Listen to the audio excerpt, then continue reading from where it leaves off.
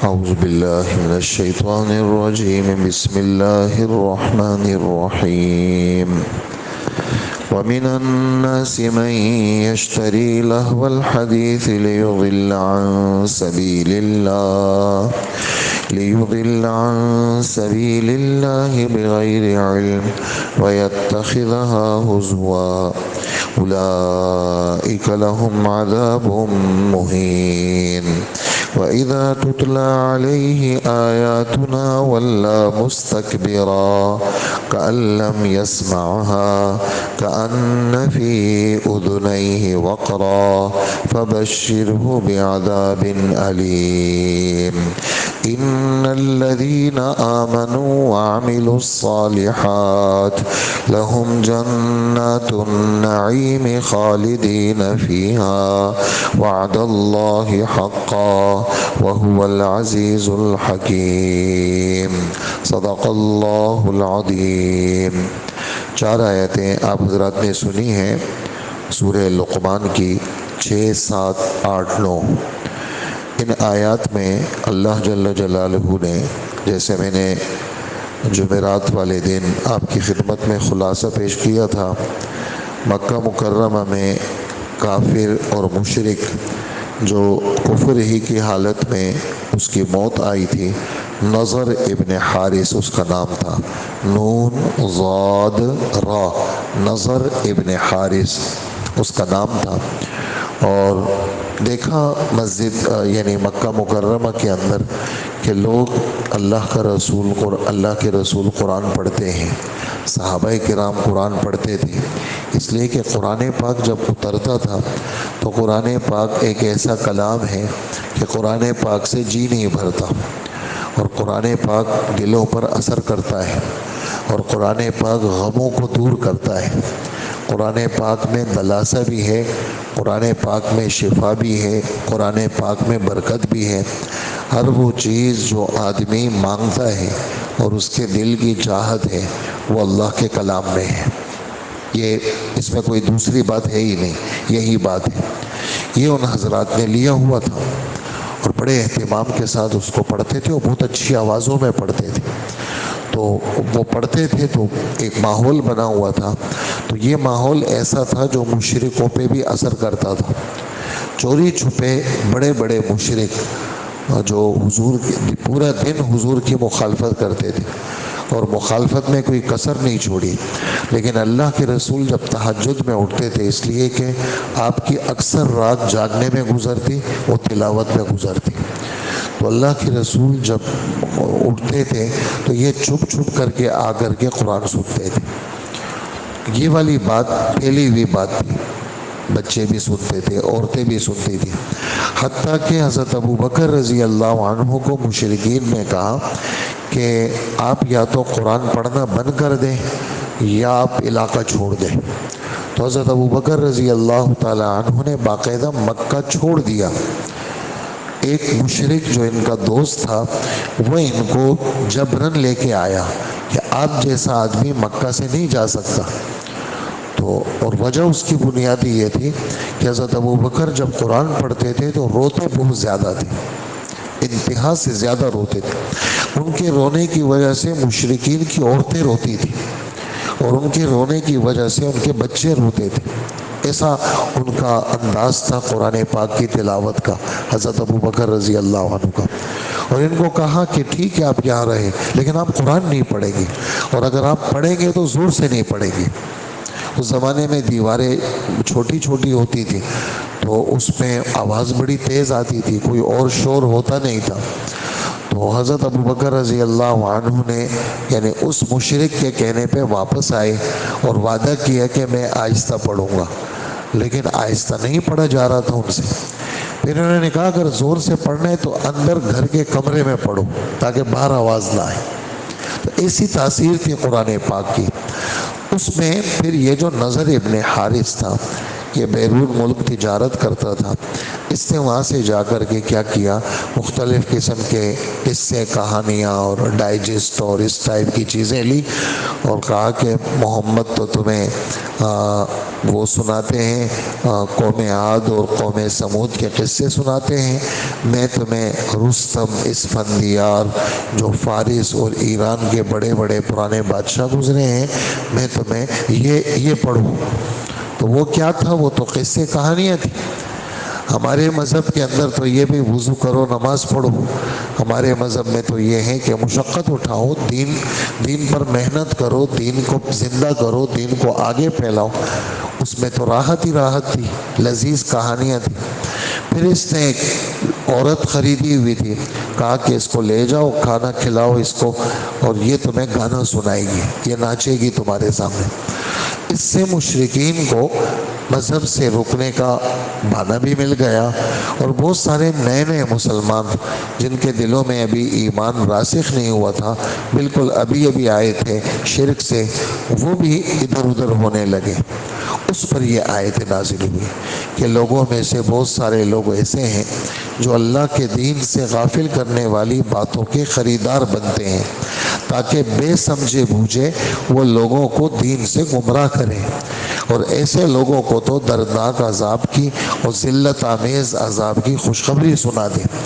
اور یہ لوگ اس قسم کے ہیں، جب ان کے سامنے ہماری آیتیں قرآن کو پڑھا جاتا ہے تو یہ کیا کرتے ہیں؟ منہ موڑ لیتے ہیں اور اپنے کو بڑا سمجھتے ہیں اور قرآن پاک کا مذاق اڑاتے ہیں. اور مذاق اس لیے اڑاتے ہیں تاکہ اور لوگوں کے دلوں کے اندر اس کی اہمیت ختم ہو جائے. اس لیے کہ کوئی اس قسم کا آدمی جب آسمانی بات، جیسے مثال کے طور پر ہمارا درس ہے، ہم قرآن کو بیان کرتے ہیں، آپ سنتے ہیں، کوئی اگر اسی کا مذاق اڑائے تو مطلب یہ ہے کہ اس کے دل میں بھی عظمت نہیں ہے. جو اس کے ہم نوا ہوں گے وہ اس کو کچھ نہیں سمجھیں گے، وہ کہیں گے تو کچھ بھی نہیں ہے، دیکھو یہ آدمی مذاق اڑا رہے ہیں. تو مذاق اڑانا اور اللہ جل جلالہ اس کی برائی اللہ پاک نے بیان فرمائی ہے. یہ آیت تو اگرچہ نازل ہوئی نضر ابن حارث کے بارے میں، لیکن قرآن پاک کے اصول میں سے ایک اہم اصول ہے، وہ یہ ہے العبرۃ لعموم اللفظ لا لخصوص السبب، کہ جو قرآن پاک کے الفاظ ہیں اس کا اعتبار ہوتا ہے، کسی خاص قصے کا اعتبار نہیں ہوتا. کیا مطلب کہنے کا یہ ہے کہ آپ نے یہ بات سنی، قصہ سنا، آیت کا ترجمہ سنا، چھٹی ہو گئی ہماری؟ نہیں، ہماری چھٹی نہیں ہوئی. اعتبار اس قصے کا نہیں ہے، وہ تو اس زمانے کا ایک قصہ تھا جس کے لیے یہ آیت اتری اور اس آدمی کو ڈانٹ پڑی اور ایمان والوں کو ترغیب ملی کہ خبردار اس قسم کی چیزوں سے بچنا. لیکن قیامت تک کے لیے ہر زمانے کے اندر یہ آیت ہمارے لیے رہنما ہے. اللہ کے دین سے غافل کرنے والی کوئی بھی بات، لہو، لام ہا واو، اس کا مطلب ہے غفلت، اس کا مطلب ہے غفلت. لعب، اس کا مطلب ہے کھیل. دنیا کیا ہے؟ انما الحیات الدنیا لعب و لہو. ہمارے رب نے بارہا قرآن میں فرمایا دنیا کیا ہے؟ کہا کہ کھیل کود اور غفلت کی چیز ہے. اس کھیل کود اور غفلت کی چیز میں خدا کو یاد کرنا ہے، اس کھیل کود اور غفلت کی چیز میں خدا کو یاد کرنا ہے. تو لہون کہتے ہیں ہر وہ چیز جو آدمی کو ضروری کاموں سے روک دے اور اپنے اندر ایسا لگائے رکھے کہ نہ اس کو قرآن کی پرواہ ہو نہ ذکر کی پرواہ ہو، نہ قرآن کی پرواہ ہو نہ ذکر کی پرواہ ہو نہ نماز کی پرواہ ہو. تو ہر وہ چیز جو آدمی کو اللہ سے، اللہ کی باتوں سے، اللہ کے دین سے غافل کر دے، وہ اس میں داخل ہے. تو اس میں کافی ساری تفصیل ہمارے بزرگوں نے بتائی ہے کہ اس طرح بہت ساری ڈائجسٹیں ہیں، ناولیں ہیں، اور اب تو سب کا باپ موجود ہے، انٹرنیٹ اور اسمارٹ موبائل، وہ تو سب کا باپ ہے. اس نے ہر چیز کو پیچھے چھوڑ دیا. اس میں 70-80 سال کے بوڑھے بھی ہیں، اس میں 3 سال 2 سال جب ذرا سی بچے کو شدھ بدھ ہو جاتی ہے اس وقت سے لے کر موت کے منہ میں ایک آدمی ہے اور بیماری بستر مرگ پر ہے اور ہسپتال کے اندر ICU میں ہے، وہ بھی اس سے بچا ہوا نہیں ہے. وہ بھی مسجد والا بھی بچا ہوا نہیں ہے، تبلیغ میں نکلنے والا بھی بچا ہوا نہیں ہے، اور مدرسے والا بھی بچا ہوا نہیں ہے، کوئی بھی محفوظ نہیں ہے، اس نے ہر چیز کو پیچھے چھوڑ دیا۔ تو اس وقت لہو کا سب سے بڑا مصداق اسمارٹ فون ہے، اس کا استعمال ہے، ایک ضرورت کا استعمال ہے، میری ضروری چیز ہے، ضروری پیغام ہے، دینا ہے اور لینا ہے۔ ایک یہ ہے کہ بس اس کو کھول لیا، اب بیٹھ گئے عشاء کے بعد اور صبح کے 4-5 بج گئے، اس سے جی نہیں بھرتا، اور اندر اندر کشش ہوتی ہے کہ مزید اور آگے بڑھو۔ تو یہ سب کا باپ ہے، اس نے ہر چیز کو پیچھے چھوڑ دیا۔ رسول اللہ صلی اللہ علیہ وآلہ وسلم فرماتے ہیں کل لہو باطل، ہر وہ چیز جو آدمی کو خدا سے غافل کر دے وہ غلط ہے، غلط ہے، غلط ہے، باطل ہے۔ ہاں اگر تو تیر اندازی کرے، جہاد کی مشق کرے، تو اپنے گھوڑے کا خیال رکھے، تو اگر کھیل کرنے ہے تو تیری منکوحہ ہے، تیری بیوی ہے، اس کے ساتھ کھیل کر۔ یہ 3 طرح کے کھیل کی تو تجھے اجازت ہے، اس سے ہٹ کر کے کھیلوں کی اجازت نہیں ہے۔ دوڑ ہے، حضرت سلمہ ابن اکوع کہتے ہیں مدینہ منورے میں ایک آدمی کو بڑا فخر تھا کہ مجھے کوئی پیچھے نہیں چھوڑ سکتا۔ میں نے اللہ کے رسول سے اجازت مانگی کہ میں اس سے ریس لگانا چاہتا ہوں، حضور صلی اللہ علیہ وسلم نے اجازت دے دی، میں نے اس کو ہرا دیا۔ اسی طرح مدینہ منورہ میں ایک پہلوان تھا اور رکانہ اس کا نام تھا، اس نے یہاں تک وہ کیا کہ حضور کو کہا آپ مجھ سے کشتی کریں اور مجھے کوئی نہیں ہرا سکتا۔ حضور صلی اللہ علیہ وسلم نے اس سے باقاعدہ کشتی لڑی اور اس کے سینے پہ چڑھ گئے، ہرا دیا اس کو۔ تو اس طرح کی چیزیں، ایسے ہی حبشی کرتب دکھاتے تھے، نیزہ تلوار اس کا کرتب دکھاتے تھے۔ مسجد نبوی ہے یہ جہاں نماز ہوتی ہے، اس سے ہٹ کے مسجد سے باہر ایک جگہ تھی، وہاں کرتب دکھاتے تھے، حضور صلی اللہ علیہ وآلہ وسلم نے بھی دیکھا۔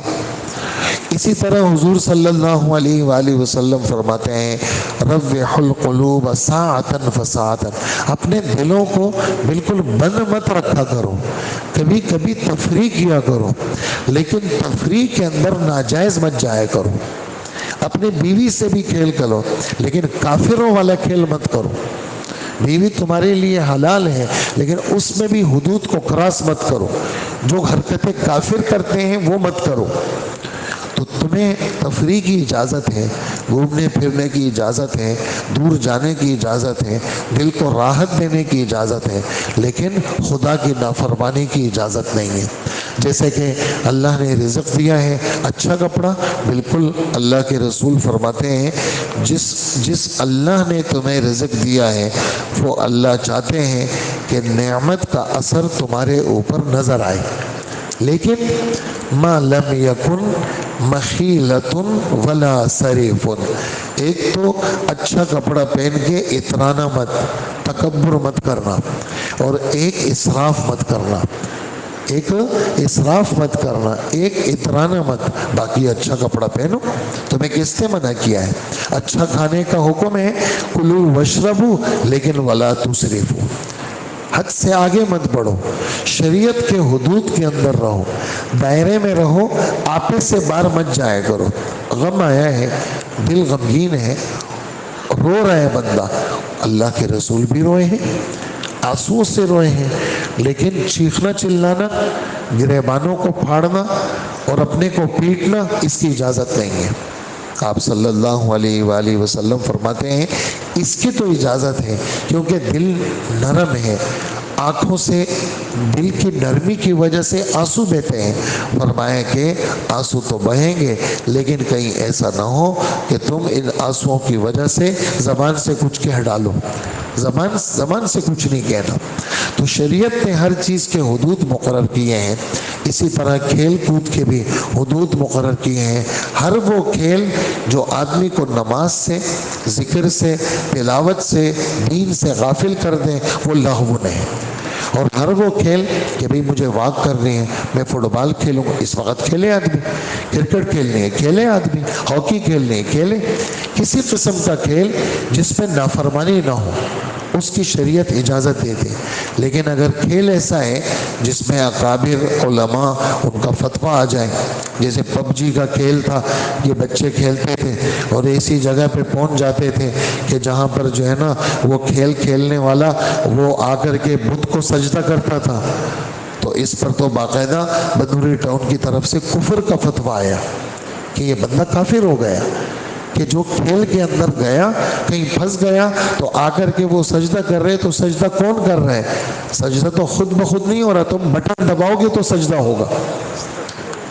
اور کہتے ہیں میرے دل میں بت پرستی نہیں ہے، تو اس کا جواب حضرات نے دیا کہ بھئی قرآن پاک کو نعوذ باللہ زمین پہ مارو اور کہو میرے دل میں بے ادبی تھوڑی ہے، میں نے قرآن کو بے ادبی کی وجہ سے تھوڑی مارا ہے۔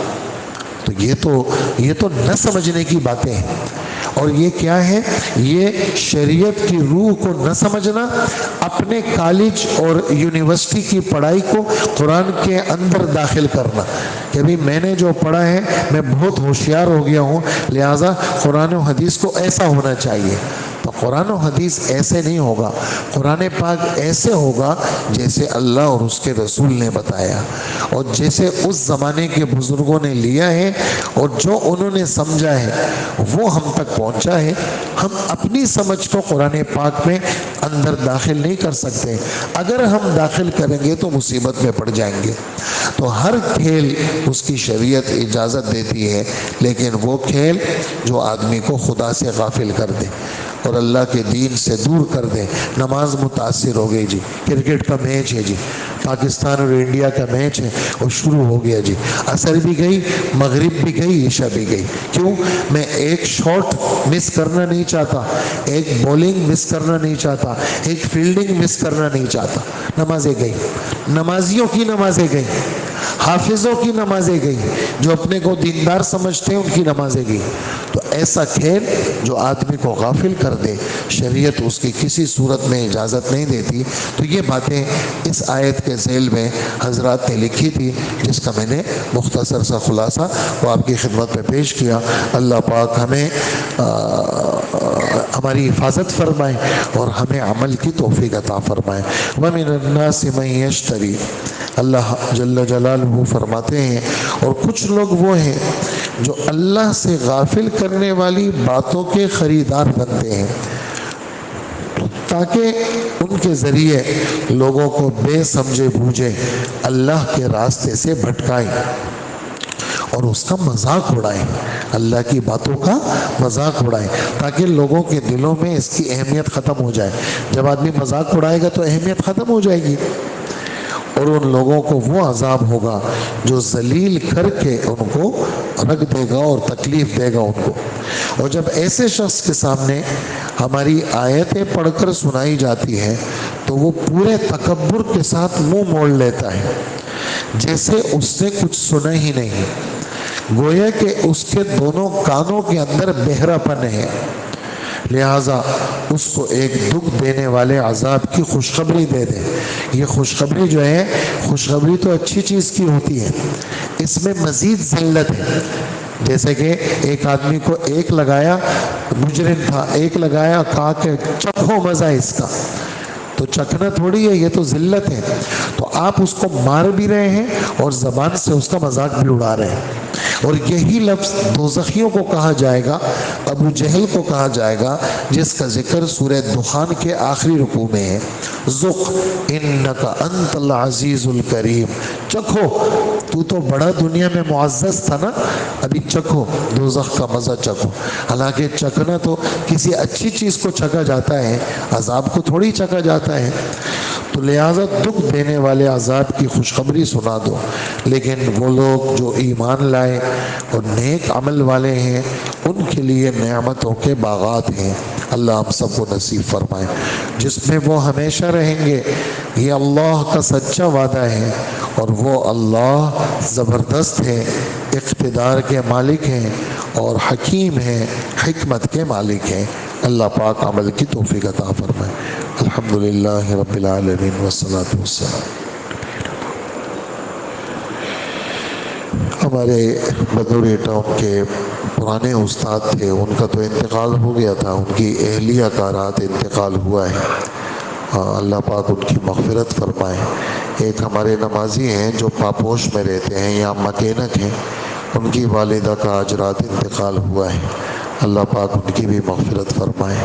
اللہ پاک جتنے بھی مرحومین ہیں، کامران بھائی کی والدہ، ہمارے استاد کی اہلیہ، آصف بھائی کی والدہ، اللہ سب کی مغفرت فرمائے۔ اللہ جل جلالہ ہم سب کو ہر غم سے محفوظ فرمائے، اور جہاں جہاں مسلمان کافروں کے نرغے میں ہیں، اللہ مسلمانوں کو حفاظت سے نکال دیجیے اور مسلمانوں کو عافیت عطا فرما، ہم سب کی دعاؤں کو قبول فرما۔